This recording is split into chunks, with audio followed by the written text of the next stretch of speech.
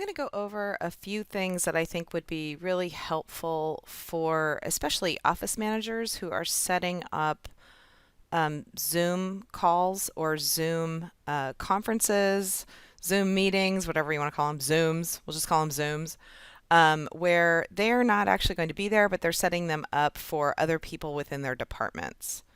So I'm going to show this example. I'm going to talk a little bit first about setting up a recurring meeting or actually editing a meeting that you already have and making it a recurring meeting. What makes recurring meetings so great, or setting it up as a recurring meeting, is that it actually takes longer for the Zoom link to expire.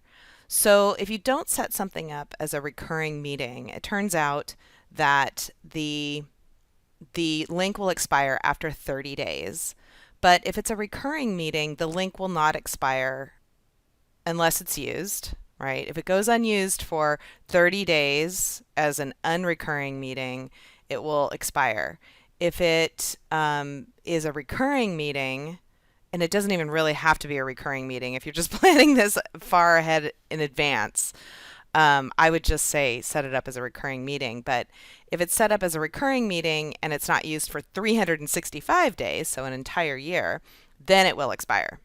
So the best thing to do actually is to use recurring meeting.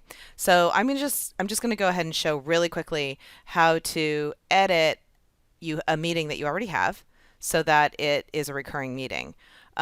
So I have come to wccusd.zoom.us and I'm going to log in. This is a website. I'm going to sign in, and I'm not getting usually I'll get something that says something about Google, but I've already been in this morning. So I've logged in with Google. These are my meetings. As you can see, I have these meetings here. I've got one today, and I have all of these that are recurring. So the recurring meetings actually don't have dates attached to them. They just kind of go from the date it was created. Okay, so I'm just going to go with this one right here. I'm going to make it a recurring meeting. So I'm going to click on Edit. And what I'm looking for is this right here, this box. It says recurring meeting. I'm going to click on recurring meeting. And I can go ahead and put the recurrence in here if I want to. But actually, I just sort of like to keep it as empty, recurring meeting. And actually, when you go ahead and create a meeting and call it recurring meeting, you don't have to put in a date at all, which is great. But because this one is being edited, it actually is asking me the recurrence. So I'm actually going to make this no fixed time. And now it doesn't need the time. Great. So now I'm going to scroll all the way down to the bottom here, and I'm going to click on Save. Okay. So if I am going to be creating a brand new meeting and I want to make it recurring because for whatever reason, maybe it's a link, maybe I'm planning really far ahead, I'm not going to use the link for a while, or it is a recurring meeting, it's something that's happening once every 2-3 weeks, once a week, once every other day, whatever it is. Doesn't matter. I'm going to click on Meetings on the left. That takes me back to My Meetings. I'm going to click on Schedule a Meeting. I could have also clicked on Schedule a Meeting up here. That's fine too. I'm going to click on Schedule a Meeting. And I'm going to call it Example Recurring Meeting. I'm going to ignore all this because I'm going to click on Recurring Meeting. And I'm again going to click here and I'm going to choose No Fixed Time. So no fixed time. It's just a link that I can put out there for anything. But what's great about this is if I give it a name, that's the name that's attached to the invitation. It's the name that is attached to the video if I record it. Super helpful. So, and I'm in this case, I'm not using my personal one. So that's fine too. So I'm going to scroll down and I want to add some alternative hosts because maybe I'm not going to be there every time. So I'm going to go ahead and add Darcy. So I'm putting in her email address. As you can see, I've added her before. And a comma, and then I'm also going to add Ennis.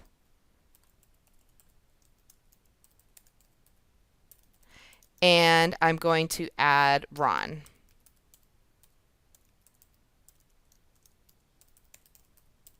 So now they're alternative hosts, which means they can open it up. I don't have to be there.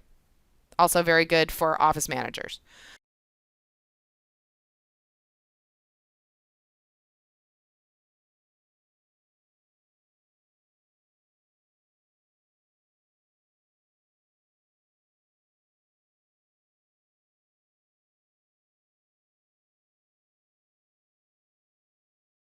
So I'm going to click on Save, and now it's saved. There it is, and here's my invite link. One thing I want to show you about the invite link is that it incorporates the password, so you don't have to give out the password. How do you know that it's incorporating the password?